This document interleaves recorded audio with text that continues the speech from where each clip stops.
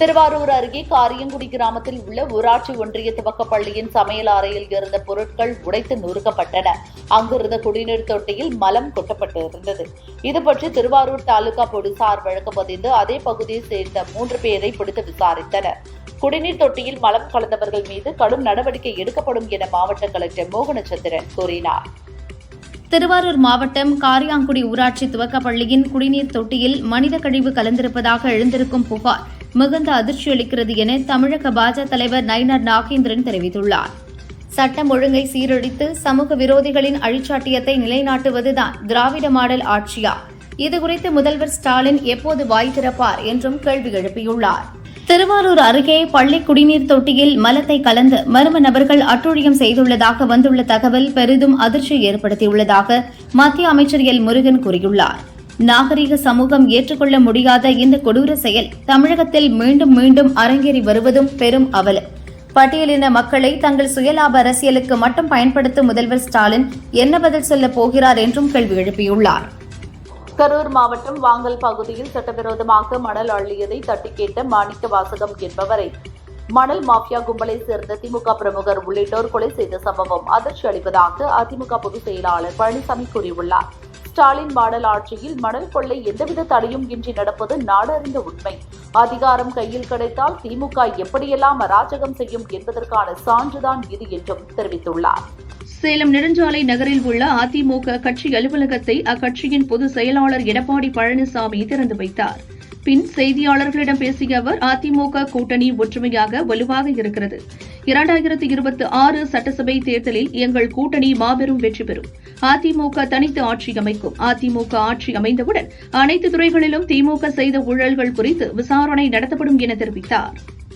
தமிழகத்தில் தேசிய ஜனநாயக கூட்டணியின் தலைவர் எடப்பாடி பழனிசாமி தான் என்று அமித்ஷா பலமுறை கூறியுள்ளார். அதில் நாங்கள் உறுதியாக உள்ளோம் என மத்திய இணையமைச்சர் எல் முருகன் கூறினார். மேலும் திமுக கூட்டணி எப்போது வேண்டுமானாலும் உடையும். திமுகவிலிருந்து கூட்டணி கட்சிகள் வெளியே வர நேரம் பார்த்து வருவதாகவும் தெரிவித்தார்.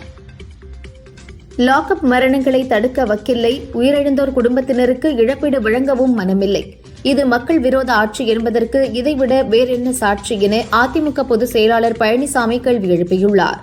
லாக்அப் மரணங்களால் உயிரிழந்தோர் குடும்பத்தாருக்கான உரிய இழப்பீடுகளை உடனே வழங்கிட வேண்டும் என ஸ்டாலின் மாடல் திமுக அரசை வலியுறுத்துகிறேன் என்றும் கூறியுள்ளார். புதுக்கோட்டை மாவட்டம் நமனசமுத்திரம் துவக்க பள்ளியில் மாணவர்களை கழிவறை சுத்தம் செய்ய வைத்த காணொளி மிகுந்த அதிர்ச்சி அளிக்கிறது என தமிழக பாஜக முன்னாள் தலைவர் அண்ணாமலை கூறியுள்ளார். இன்னும் ரசிகர் மன்ற மனப்பான்மையில் இருக்கும் பள்ளி கல்வித்துறை அமைச்சர் கடந்த 4 ஆண்டுகளாக கல்வித்துறைக்கு செய்தது முதல்வருடன் இணைந்து விளம்பர நாடகங்களில் நடித்தது மட்டும்தான் என்றும் தெரிவித்துள்ளார். ரயில் விபத்துகள் அடிக்கடி ஏற்பட காரணம் தண்டவாளங்கள் சரியான சீரமைப்பில் இல்லாததும் பராமரிப்பு பணிகளை முறைப்படுத்தாமல் இருப்பதும் தான் என பாமக நிறுவனர் ராமதாஸ் தெரிவித்துள்ளார். ரயில்வே துறைக்கு என தனி பட்ஜெட் போடாமல் பொது பட்ஜெட்டில் எப்போது மத்திய அரசு கொண்டு வந்ததோ அப்போதே அனைத்து முக்கிய வேலைகளிலும் பெருந்தடை ஏற்பட்டு முடங்கி போனது என்றும் கூறியுள்ளார். என் அரசியல் பொது வாழ்க்கையில் வைகோவுக்கு எதிராக நான் சிந்தித்தேன், செயல்பட்டேன் என்பது உண்மையானால் நீதி நின்று நிலைத்து என்னை இப்போதே சுட்டெரிக்கட்டும், இறந்து போயிருப்பேன் என மதிமுக துணை பொதுச் செயலாளர் மல்லை சத்யா கூறியுள்ளார். வைகோ தன் மகன் துரையின் அரசியலுக்காக 32 ஆண்டுகள் குடும்பத்தை மறந்து உழைத்த என் மீது அபாண்டமாக துரோகி என பழி சுமத்தியுள்ளார்.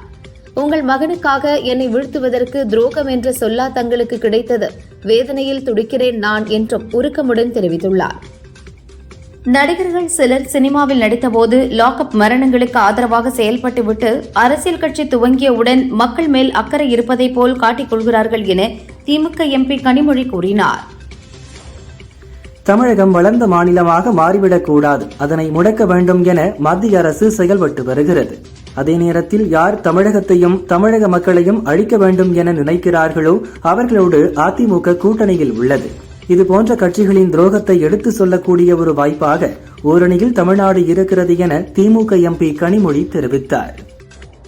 தமிழகத்தில் உள்ள எம்பி எம்எல்ஏக்கள் மீதான ஊழல் வழக்கு குறித்த விவரங்களை வெளியிட மாநில தகவல் ஆணையருக்கு உத்தரவிடக் கோரி தமிழக வெற்றிக் கழகம் சார்பில் ஹைகோர்ட்டில் மனு தாக்கல் செய்யப்பட்டுள்ளது.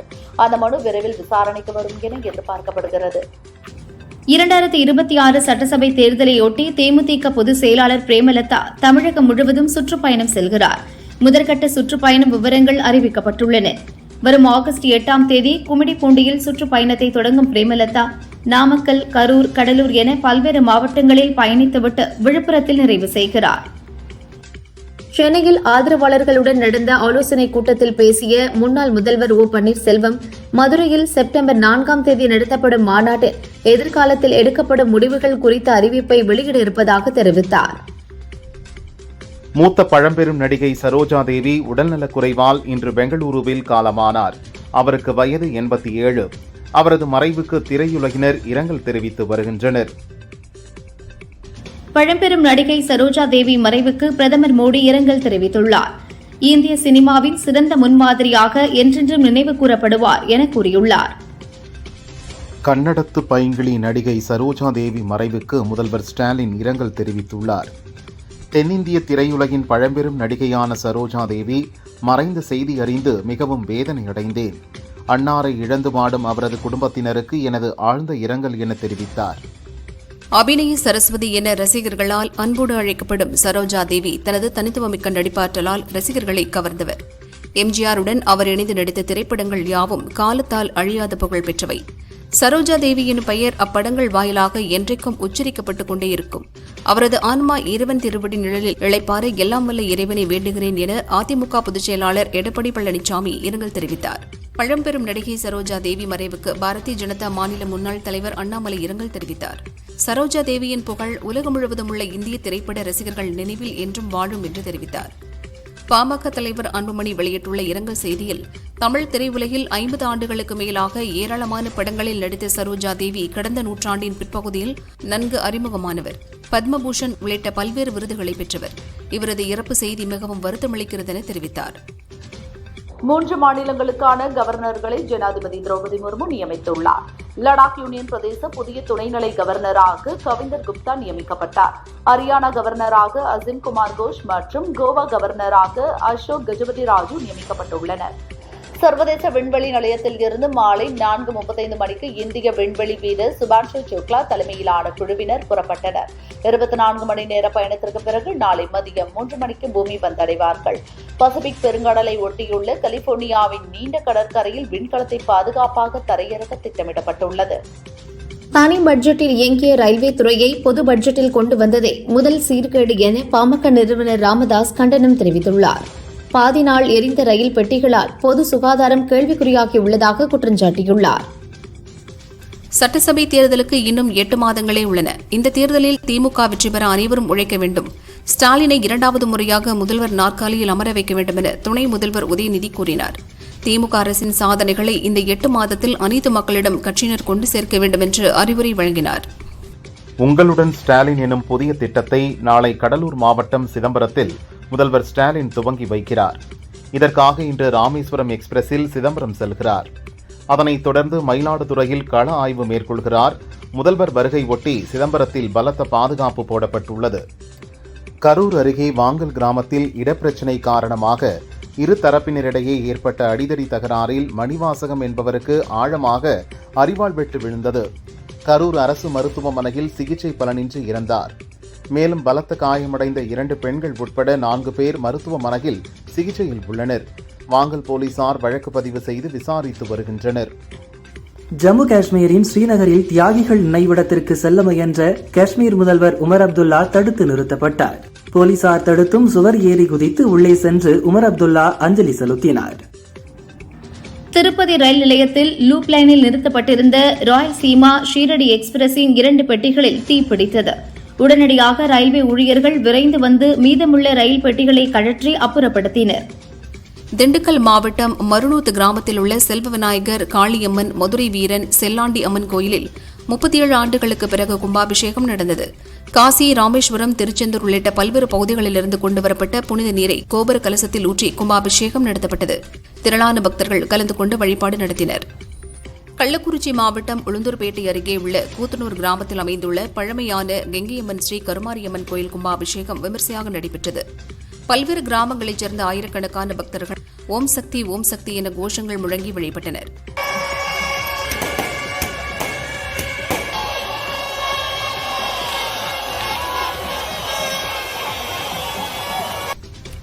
ஸ்ரீவில்லிபுத்தூர் அருகே உள்ள திருவண்ணாமலை ஸ்ரீனிவாச பெருமாள் கோயிலில் 36 ஆண்டுகளுக்கு பிறகு இன்று கும்பாபிஷேகம் வெகு விமரிசையாக நடைபெற்றது. பக்தர்களின் கோவிந்தா கோஷத்துக்கு மத்தியில் கோயில் கோபுரத்தில் புனித நீர் ஊற்றி கும்பாபிஷேகம் நடத்தப்பட்டது. ஆயிரக்கணக்கான பக்தர்கள் பங்கேற்று சாமி தரிசனம் செய்தனர். ஓசூர் அருகே கலுகொண்டப்பள்ளி கிராமத்தில் 1200 ஆண்டு பழமையான ஸ்ரீ பெட்டதம்மா, ஸ்ரீ சந்திர சூடேஸ்வரர், ஸ்ரீ சின்னம்மா சுவாமிகள் வீற்றிருக்கும் கோயிலில் மகா கும்பாபிஷேக விழா விமர்சையாக நடந்தது. கும்பாபிஷேகத்தை தொடர்ந்து பெத்தம்மா அம்மனுக்கு புனித நீர் ஊற்றி சிறப்பு பூஜைகள் நடத்தப்பட்டது. சிறப்பு அலங்காரத்தில் அருள்பாலித்த அம்மனை திரளான பக்தர்கள் தரிசனம் செய்து வழிபட்டனர்.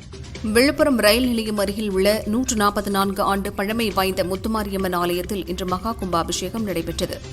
விழுப்புரம் எம்எல்ஏ டாக்டர் லட்சுமணன் மற்றும் ஏராளமான பக்தர்கள் கும்பாபிஷேகத்தில் கலந்து கொண்டு சாமி தரிசனம் செய்தனர். திருப்பரங்குன்றம் முருகன் கோயிலில் கும்பாபிஷேகம் முடிந்ததும் 10 ட்ரோன்கள் மூலம் பக்தர்கள் மீது புனித நீர் தெளிக்கப்பட்டது. கும்பாபிஷேகத்தை நகரெங்கும் இருந்து காண 26 இடங்களில் மெகா LED டிவிக்கள் வைக்கப்பட்டுள்ளன. பக்தர்கள் பாதுகாப்புக்காக 3000 போலீசார் பாதுகாப்பு பணியில் ஈடுபட்டனர். திருப்பரங்குன்றம் முருகன் கோயில் கும்பாபிஷேகத்தில் பங்கேற்பதற்காக மதுரை மீனாட்சியம்மன் கோயிலில் இருந்து மீனாட்சி சுந்தரேஸ்வரர் பிரியாவிடையுடன் நேற்று திருப்பரங்குன்றம் கோயிலுக்கு வந்தனர். இன்று கும்பாபிஷேகம் முடிந்தபின் மாலை 6:30 மணிக்கு அவர்களை வழி அனுப்பும் நிகழ்ச்சி நடக்கிறது. அதன்பின் சுப்பிரமணிய சுவாமி, தெய்வ யானை, சத்தியகிரீஸ்வரர், பிரியாவிடை, கோவர்த்தனாம்பிகை அம்பாள் வீதி உலா நடக்கிறது. காஞ்சிபுரம் அருகே கோவிந்தவாடியில் உள்ள தட்சிணாமூர்த்தி ஈஸ்வரர் கோயிலில் கும்பாபிஷேக விழா இன்று வெகு விமர்சையாக நடைபெற்றது. பல்லாயிரக்கணக்கான பக்தர்கள் கலந்து கொண்டு சுவாமியை தரிசித்தனர். முருகனின் முதல் படை வீடான திருப்பரங்குன்றம் சுப்பிரமணிய சுவாமி கோயிலில் 14 ஆண்டுகளுக்கு பின் இன்று அதிகாலை 5:30 மணியளவில் கோலாகலமாக கும்பாபிஷேகம் நடந்தது. கும்பாபிஷேகத்தில் கலந்து கொள்வதற்காக தமிழகம் முழுவதும் இருந்து லட்சக்கணக்கான பக்தர்கள் திருப்பரங்குன்றத்தில் குவிந்தனர். கும்பாபிஷேகத்தின் போது வெற்றிவேல் முருகனுக்கு அரோகரா, வீரவேல் முருகனுக்கு அரோகரா என்ற பக்தர்களின் கோஷம் விண்ணை பிளந்தது.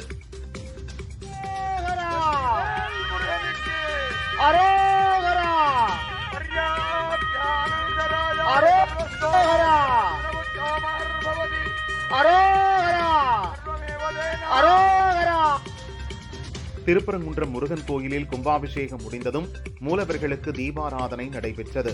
அதன்பின் மூலவர்களை தரிசிக்க பக்தர்கள் அனுமதிக்கப்பட்டனர். வழக்கமாக மதியம் 1 மணிக்கு கோயில் நடை அடைக்கப்பட்டு மீண்டும் மாலை 4 மணிக்கு திறக்கப்படும்.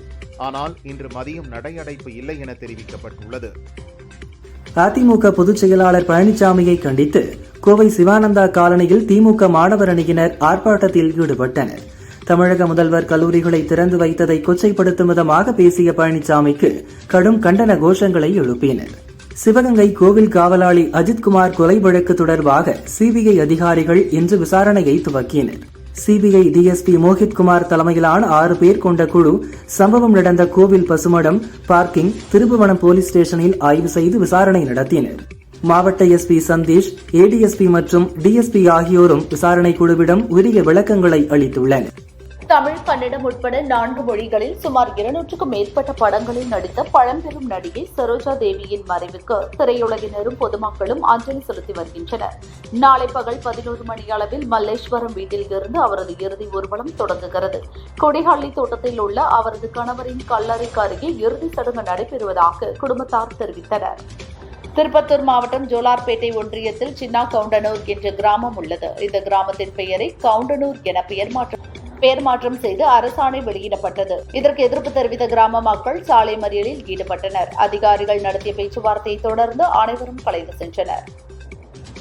ஆந்திராவை சேர்ந்த கர்ப்பிணி பெண் ஒருவர் திருப்பூரில் இருந்து திருப்பதிக்கு ரயிலில் சென்றார். ஜோலார்பேட்டை அருகே சென்றபோது ஹேமந்த்ராஜ் என்பவர் பாலியல் தொல்லை கொடுத்து ரயிலில் இருந்து தள்ளிவிட்டார்.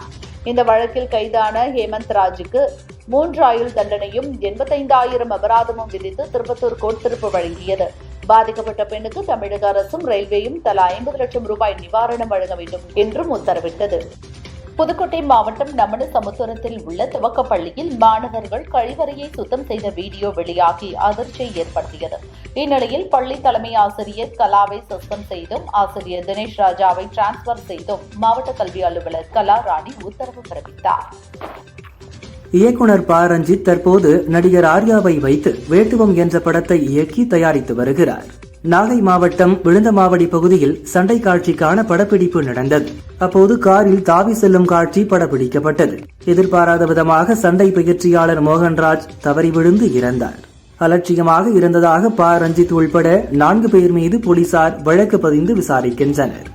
சென்னையில் நடந்த தாவேக ஆர்ப்பாட்டத்தின் போது சாலையின் நடுவில் இருந்த தடுப்புகளை சில தொண்டர்கள் தள்ளிவிட்டு சேதப்படுத்தினர். இது தொடர்பான வீடியோ வெளியானதால் பலரும் தாவேகவை விமர்சித்தனர். இந்நிலையில் சேதமடைந்த தடுப்புகளை எங்கள் செலவிலேயே சரி செய்து தருகிறோம், அதற்கு அனுமதி தர வேண்டும் என மாநகராட்சிக்கு தாவேக தலைமை கழகம் சார்பில் கடிதம் அனுப்பப்பட்டுள்ளது. திமுக ஆட்சி பொறுப்பேற்றது முதல் இதுவரை 3347 கோயில்களுக்கு கும்பாபிஷேகம் நடத்தப்பட்டுள்ளது என அமைச்சர் சேகர் பாபு கூறினார். மேலும் முருகனின் அறுபடை வீட்டிற்கு தேவையான அனைத்து ஏற்பாடுகளும் செய்யப்பட்டுள்ளன என்றும் தெரிவித்தார். திருச்சி வரகநேரி பகுதியில் ரூபாய் 26.60 லட்சம் மதிப்பீட்டில் கட்டப்பட்டுள்ள பிரான்சிஸ் படிப்பக கட்டிடத்தை துணை முதல்வர் உதயநிதி திறந்து வைத்தார். இந்த விழாவில் அமைச்சர்கள் நேரு, மகேஷ், கலெக்டர் சரவணன் மற்றும் எம்எல்ஏக்கள், அதிகாரிகள் பங்கேற்றனர். தேனி மாவட்டம் ஆண்டிப்பட்டியில் இந்திய ஐக்கிய கம்யூனிஸ்ட் கட்சி சார்பில் ஆர்ப்பாட்டம் நடைபெற்றது. பத்திரப்பதிவுக்கு லஞ்சம் வாங்குவதை கண்டித்தும் சட்டவிரோத கனிம வள கொள்ளையை தடுக்க கோரியும் இந்த ஆர்ப்பாட்டம் நடத்தப்பட்டது. பெண்கள் உட்பட ஏராளமானோர் பங்கேற்று அரசுக்கு எதிராக கண்டன கோஷம் எழுப்பினர். திண்டுக்கல் மாவட்ட கலெக்டர் அலுவலகத்தில் செங்குறிச்சி ஆலம்பட்டியைச் சேர்ந்த ஆண்டி தனது குடும்பத்தினர் 3 பேருடன் சேர்ந்து தீக்குளிக்க முயன்றார்.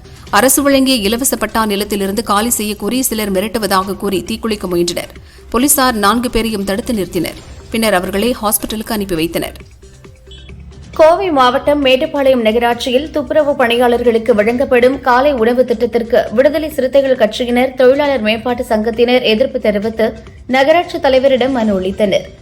ஒப்பந்த துப்புரவு பணியாளர்களை நிரந்தர பணியாளர்களாக்கவும், ஊதிய உயர்வு உள்ளிட்ட பல்வேறு கோரிக்கைகளை முன்வைத்தனர். நீலகிரி மாவட்டத்தில் 17, 18, 19 மற்றும் 20ஆம் தேதிகளில் மிக கனமழைக்கு வாய்ப்புள்ளதாக சென்னை வானிலை ஆய்வு மையம் தெரிவித்துள்ளது. 16ஆம் தேதி நீலகிரி, கோவை, செங்கல்பட்டு, விழுப்புரத்தில் கனமழைக்கு வாய்ப்புள்ளது.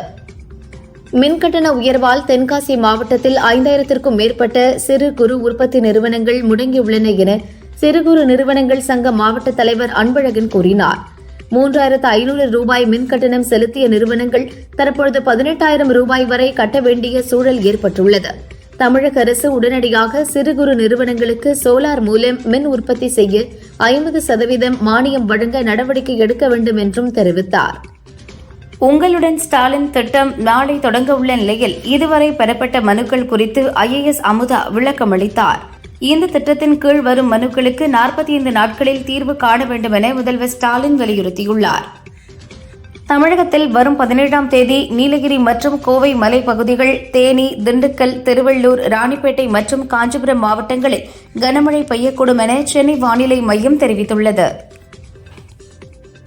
சிவகங்கை மாவட்டம் பூலாங்குறிச்சி கிராமத்தில் உள்ள வீரமுக விநாயகர் கோயில் கும்பாபிஷேகம் விழா கோலாகலமாக நடந்தது. இதில் பூலாங்குறிச்சி கிராமத்தை பூர்வீகமாக கொண்ட சிங்கப்பூர் உள்துறை அமைச்சர் சண்முகம் பங்கேற்று சாமி தரிசனம் செய்தார். பின்னர் செய்தியாளர்களை சந்தித்த அவர், தமிழகம் முன்பை விட தொழில்துறையிலும் முதலீடுகளிலும் வளர்ச்சி பெற்று செழிப்பாக உள்ளது என்று கூறினார். புதுக்கோட்டை அடுத்த நமனசமுத்திரம் ஊராட்சி ஒன்றிய துவக்க பள்ளியின் தலைமை ஆசிரியராக கலா என்பவர் உள்ளார். இந்த பள்ளியில் மாணவர்கள் கழிவறையை சுத்தம் செய்தனர். வீடியோ வெளியானதால் துவக்க கல்வி அலுவலர் கலாராணி மற்றும் அதிகாரிகள் நேரில் சென்று 2 மணி நேரம் விசாரித்தனர். விசாரணை அறிக்கை சமர்ப்பிக்கப்பட்ட நிலையில் இதுபற்றி கலெக்டர் நடவடிக்கை எடுப்பார் என துவக்க கல்வி அலுவலர் கூறினார். சுப்ரீம் கோர்ட் தலைமை நீதிபதியாக PR கவாய்க்கு கடுமையான தொற்று பாதிப்பு ஏற்பட்டது. இதனால் அவர் டெல்லியில் உள்ள ஹாஸ்பிட்டலில் அட்மிட் செய்யப்பட்டார். சிகிச்சைக்கு அவர் நல்ல முறையில் ஒத்துழைப்பு கொடுக்கிறார் என்றும் ஓரிரு நாட்களில் அவர் பணிக்கு திரும்புவார் என்றும் ஹாஸ்பிட்டல் வட்டாரங்கள் தெரிவித்தன. கேரளாவில் நிஃபா வைரசுக்கு 2 உயிரிழந்த நிலையில் தமிழக எல்லையில் உள்ள சோதனை சாவடிகளில் சுகாதாரத்துறையினர் தீவிர கண்காணிப்பில் ஈடுபட்டுள்ளதாக நீலகிரி கலெக்டர் லட்சுமி பவ்யா தண்ணீரு தெரிவித்துள்ளார்.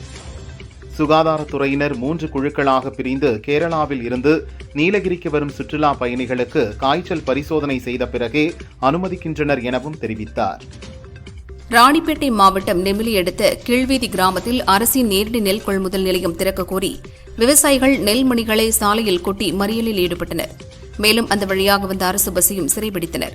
2 மணி நேரமாக நடந்த சாலை மறியலால் அப்பகுதியில் போக்குவரத்து பாதிக்கப்பட்டது. புதுச்சேரியில் கடந்த காங்கிரஸ் திமுக ஆட்சியில் காங்கிரஸ் சபாநாயகராக இருந்தவர் சிவக்கொழுந்து. அவர் அக்கட்சியில் இருந்து விலகி கடந்த 4 ஆண்டுகளாக எந்த நிகழ்ச்சியில் பங்கேற்காமல் இருந்து வந்தார். இந்த நிலையில் முதல்வர் ரங்கசாமி முன்னிலையில் முன்னாள் சபாநாயகர் சிவக்கொழுந்து என்ஆர் காங்கிரஸில் இணைந்தார். புதுக்கோட்டை மாவட்டம் கோகூர் கிராமத்தில் தொல்லியல் ஆய்வுக் கழகத்தினர் அகழாய்வில் ஈடுபட்டனர். அப்போது பண்டைய நிர்வாக உரிமையை வெளிப்படுத்தும் 2 ஆசிரியம் கல்வெட்டுகள் மற்றும் ஒரு துண்டு கல்வெட்டு கண்டெடுக்கப்பட்டது. அடுத்த ஆண்டு தேர்தல் வருவதால் திமுக நடத்தும் நாடகம்தான் உங்களுடன் ஸ்டாலின் திட்டம் என அதிமுக பொதுச் செயலாளர் பழனிசாமி விமர்சித்துள்ளார். ஆந்திராவின் அன்னமையா ராஜம்பேட்டையில் இருந்து ரயில்வே கோடூர் சந்தைக்கு மாம்பழங்களை ஏற்றிச் சென்ற லாரி ரெட்டிப்பள்ளி ஏரி கரையில் கவிழ்ந்தது. இந்த விபத்தின் போது லாரியில் 18 கூலி தொழிலாளர்கள் இருந்த நிலையில் லாரி லோடுடன் தொழிலாளர்கள் மீது விழுந்ததால் அதில் சிக்கி 8 பேர் பலியாகினர். பாண்டிச்சேரி பிரீமியர் லீக்கின் 2வது சீசன் CK மைதானத்தில் கோலாகலமாக நடந்து வருகிறது. இதில் 15வது லீக் போட்டியில் வில்லியனூர் மொஹித் கிங்ஸ் அணியும் ஊசூடு அகாட் வாரியர்ஸ் அணியும் மோதின. இந்த போட்டியில் ஊசூடு அகாட் வாரியர்ஸ் அணியை வீழ்த்தி 21 ரன் வித்தியாசத்தில் வில்லியனூர் மொஹித் கிங்ஸ் அபார வெற்றி பெற்றது.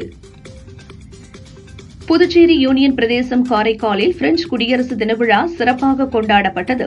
காரைக்கால் கலெக்டர் அலுவலகம் எதிரே அமைந்துள்ள நினைவு சதுக்கத்தில் புதுச்சேரி வட்டாட்சியர் பொய்தா மூர்த்தி, புதுச்சேரி பிரெஞ்சு தூதரக சமூக உதவியாளர் ரோசோ ஆகியோர் மலர் வளையம் வைத்து மரியாதை செலுத்தினர். தமிழகத்தில் நாளை முதல் 6 நாட்களுக்கு ஓரிரு இடங்களில் கனமழை பெய்யக்கூடும் என்று இந்திய வானிலை ஆய்வு மையம் தெரிவித்துள்ளது. 7 முதல் 11 சென்டிமீட்டர் வரை கனமழை பெய்ய வாய்ப்பு இருப்பதால் 15ஆம் தேதி முதல் 20ஆம் தேதி வரை மஞ்சள் எச்சரிக்கை விடுக்கப்பட்டுள்ளது. நடிகை வனிதா விஜயகுமார் நடித்த மிஸ்ஸஸ் அண்ட் மிஸ்டர் படத்தில் தனது அனுமதியின்றி இடம்பெற்றுள்ள பாடலை படத்திலிருந்து நீக்க கோரி இளையராஜா வழக்கு தொடர்ந்தார். இந்த வழக்கில் வனிதாவுக்கு 1 வாரத்தில் பதிலளிக்க சென்னை உயர்நீதிமன்றம் உத்தரவிட்டுள்ளது. உலகின் 3 முன்னணி நிறுவனங்களின் மின்சார கார்கள் நாளை அறிமுகம் செய்யப்பட உள்ளது. டெஸ்லா, வின்ஃபாஸ்ட், கியா நிறுவன மின்சார கார்களின் விலை உள்ளிட்ட விவரங்கள் வெளியாகின்றன. டெஸ்லா தனது மின்சார கார் Y சீரிஸை அறிமுகம் செய்கிறது. 55 லட்சம் ரூபாய் வரை விலை இருக்கலாம் என தகவல் வெளியாகியுள்ளது. கோவை அரசு உதவி பெறும் CPM கல்லூரியில் கணிதத் துறையில் போதுமான ஆசிரியர்கள் நியமிக்கப்படாமலும் பார்வையற்றோர், ஹால் டிக்கெட் உள்ளிட்ட கட்டணங்கள் மாணவர்களிடம் இருந்தே வசூலிப்பதாகவும், மாணவர் சேர்க்கை குறைவாக இருப்பதாகவும் கணிதத்துறை மாணவர்கள் கலெக்டர் அலுவலகத்தில் புகார் மனு அளித்தனர். கலெக்டர் உடனடியாக கல்லூரியில் ஆய்வு செய்து நடவடிக்கை எடுக்க வேண்டும் என கோரிக்கை விடுத்தனர். தமிழக அரசு செய்தி தொடர்பாளர்களாக IAS அதிகாரிகளான ராதாகிருஷ்ணன், ககன்தீப் சிங் பேடி, தீரஜ்குமார், அமுதா ஆகிய 4 பேர் நியமனம் செய்யப்பட்டுள்ளனர்.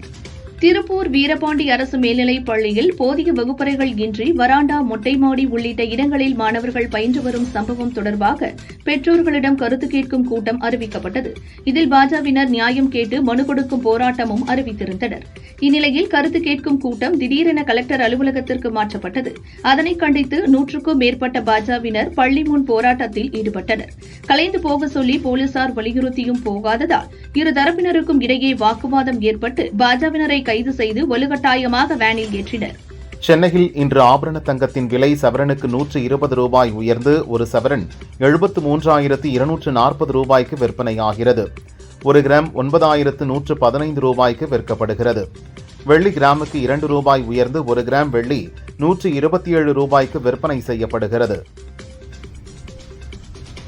வாகனங்களின் முன்பக்க கண்ணாடியில் ஃபாஸ்டேக் ஸ்டிக்கரை ஒட்டாமல் கையில் வைத்திருந்தால் நடவடிக்கை எடுக்கப்படும் என தேசிய நெடுஞ்சாலை ஆணையம் எச்சரித்துள்ளது. கண்ணாடியில் ஒட்டப்படாத வாகனங்களை கருப்பு பட்டியலில் சேர்க்கப்படும் எனவும் அந்த வாகனங்கள் குறித்து சுங்கச்சாவடி நிர்வாகம் மின்னஞ்சல் மூலம் புகார் அளிக்கவும் அறிவுறுத்தியுள்ளது. வடசென்னையில் இறைச்சிக்காக சிலர் பூனைகளை பிடித்து சென்று விற்பனை செய்வதாக பூனைகளை செல்ல பிராணியாக வளர்ப்போர் போலீசில் புகார் அளித்துள்ளனர். திருவொற்றியூர் பகுதியில் ஏராளமான பூனைகளை இளைஞர்கள் சிலர் பிடித்து செல்வதாக குற்றச்சாட்டு எழுந்தது. தூத்துக்குடியில் இருந்து ஹெலிகாப்டர் மூலம் பழனிக்கு சென்ற சிங்கப்பூர் உள்துறை அமைச்சர் காசி விஸ்வநாதன் சண்முகம் தண்டாயுதபாணி முருகன் கோயிலில் சாமி தரிசனம் செய்தார்.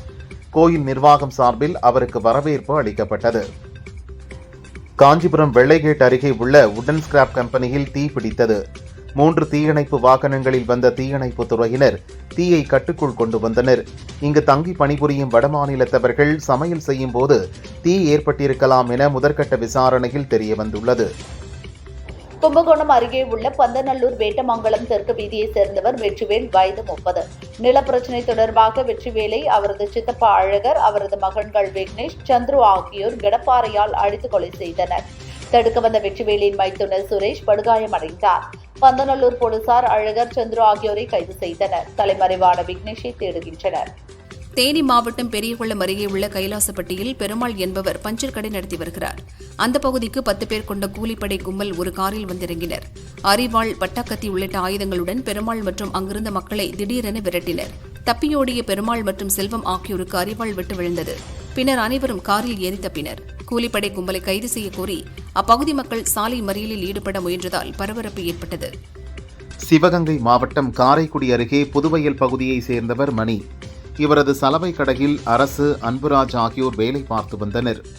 மணி வீட்டில் நடந்த கறிவிருந்தில் பங்கேற்பதற்காக இருவரும் சென்றனர். பின்னர் புதுவயல் பங்களா ஊரணி அருகில் அமர்ந்து மது அருந்திய போது இருவருக்கும் தகராறு ஏற்பட்டது.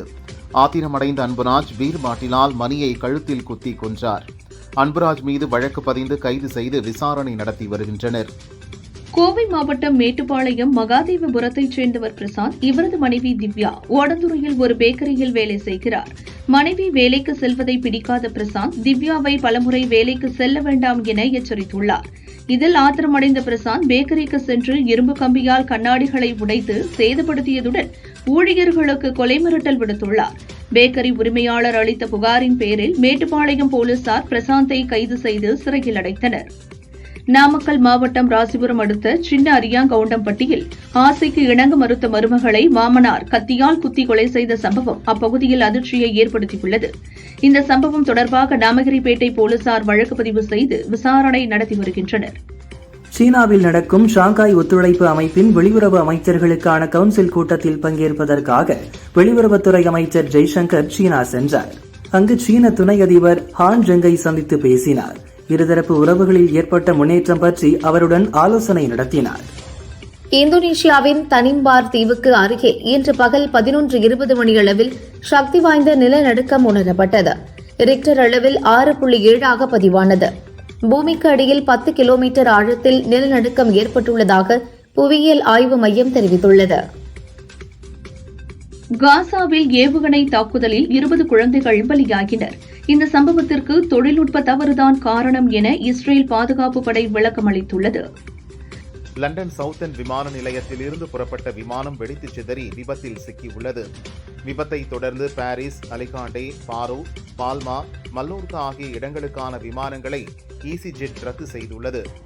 விமானத்தில் எத்தனை பேர் இருந்தனர் அல்லது அவர்களின் நிலை குறித்து விவரங்களை அதிகாரிகள் இன்னும் வெளியிடவில்லை. கிரிக்கெட்டில் ஒவ்வொரு மாதமும் சிறந்து விளங்கும் வீரர்கள் மற்றும் வீராங்கனைகளை ஐசிசி கௌரவித்து வருகிறது. அந்த வகையில் ஜூன் மாதத்துக்கான சிறந்த வீரராக தென்னாப்பிரிக்காவைச் சேர்ந்த எய்டன் மார்க்ரம் தேர்வு செய்யப்பட்டார். சிறந்த வீராங்கனையாக வெஸ்ட் இண்டீஸைச் சேர்ந்த ஹேலி மேத்யூஸ் தேர்வானார். தலைவன் தலைவி படத்தை அடுத்து புரி ஜெகநாத் இயக்கும் படத்தில் நடித்து வருகிறார் விஜய் சேதுபதி. நாயகியாக சம்யுக்தா மேனன் நடிக்க நடிகை ஷார்மி, இந்தி நடிகை தபு உள்ளிட்டோர் முக்கிய வேடத்தில் நடிப்பதாக கூறப்பட்டது. இதில் தபு வில்லி கதாபாத்திரத்தில் நடிக்கிறாராம். சமீப காலமாக அம்மா, அத்தை வில்லி கதாபாத்திரங்களில் நடித்து வருகிறார் தபு.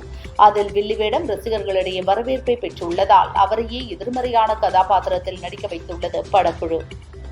இயக்குனர் அட்லி, நடிகர் அல்லு அர்ஜுன் கூட்டணியில் பிரம்மாண்டமாக தயாராகி வரும் திரைப்படத்தில் தீபிகா படுகோனே நடிப்பதாக ஏற்கனவே அறிவித்தனர். அவருடன் மிருனால் தாக்கூர், ஜான்வி கபூர், ரஷ்மிகா ஆகியோரும் நடிப்பதாக சொல்கின்றனர். புஷ்பா படத்தில் அல்லு அர்ஜுனுக்கு ஜோடியாக நடித்த ரஷ்மிகா இதில் நெகட்டிவ் ரோலில் நடிக்கிறாராம். விரைவில் அறிவிப்பு வெளியாகிறது. இப்படத்தில் தாத்தா, அப்பா, 2 மகன்கள் என 4 வித கதாபாத்திரங்களிலும் அல்லு அர்ஜுன் நடிக்க உள்ளார். ஈட்டி, ஐங்கரன் படங்களை இயக்கிய ரவி அரசு அடுத்த விஷாலின் 35வது படத்தை இயக்குகிறார். சூப்பர் குட் பிலிம்ஸ் நிறுவனத்தின் 99வது தயாரிப்பாக உருவாகும் இப்படத்தில் துஷாரா விஜயன் நாயகியாக நடிக்கிறார். ஜிவி பிரகாஷ் இசையமைக்கிறார். சென்னையில் படப்பிடிப்பு துவங்கியது. முதல் கட்டமாக 45 நாட்கள் அங்கு படப்பிடிப்பு நடக்கிறது. நேரம், பிரேமம் படங்களை இயக்கிய அல்போன்ஸ் புத்திரன் தற்போது மலையாளத்தில் உருவாக்கி வரும் பல்டி படத்தில் நடிகராக அறிமுகமாகியுள்ளார். இளம் நடிகர் ஷேனிகம் நாயகனாக நடிக்கும் இந்த படத்தில் சோடா பாபு என்கின்ற வில்லன் கதாபாத்திரத்தில் நடித்திருக்கிறார் அல்போன்ஸ் புத்திரன். இவரது கதாபாத்திரம் குறித்த டீசரை படக்குழு வெளியிட்டுள்ளது. ஓணம் பண்டிகையை முன்னிட்டு படத்தை ரிலீஸ் செய்ய திட்டமிட்டுள்ளனர். இந்த ஆண்டின் அரையாண்டுக்குள் 120க்கும் மேற்பட்ட படங்கள் வெளியாகியுள்ளன. கடந்த 2 வாரங்களில் சுமார் 10 படங்கள் வெளியாகிய நிலையில் யாதும் அறியான், டைட்டானிக், ட்ரெண்டிங், பட்பட்ட ஜம்ப், ஆக்னேயா, ஆக்கிரமிப்பு, சென்ட்ரல், கேவி, ஜென்ம நட்சத்திரம், களம், புதிது, நாளை நமதே ஆகிய 11 படங்கள் ரிலீஸ் ஆகும் என அறிவிக்கப்பட்டுள்ளது. இத்தனை படங்களுக்கும் தியேட்டர் கிடைக்குமா? ரசிகர்களிடம் இதில் எத்தனை படங்கள் சென்று சேரும் என்பது தெரியவில்லை. பாஸ்கர் சதாசிவம் இயக்கத்தில் நடிகர் நாகேஷின் பேரனும் நடிகர் ஆனந்த் பாபுவின் மகனுமான கஜேஷ் நாகேஷ் நாயகனாக நடித்துள்ள படம் உருட்டு உருட்டு.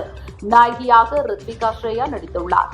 படத்தின் இசை வெளியீட்டு விழாவில் பேசிய கஜேஷ், என் தாத்தா தந்தையின் பெயரை நிச்சயம் காப்பாற்றுவேன். இருவரை போல நானும் திரைத்துறையில் ஜொலிப்பேன். சினிமாவுக்காக என்னால் முடிந்த அனைத்தையும் செய்வேன். அதிகம் பேசாமல் சாதிக்க விரும்புகிறேன் என்றார்.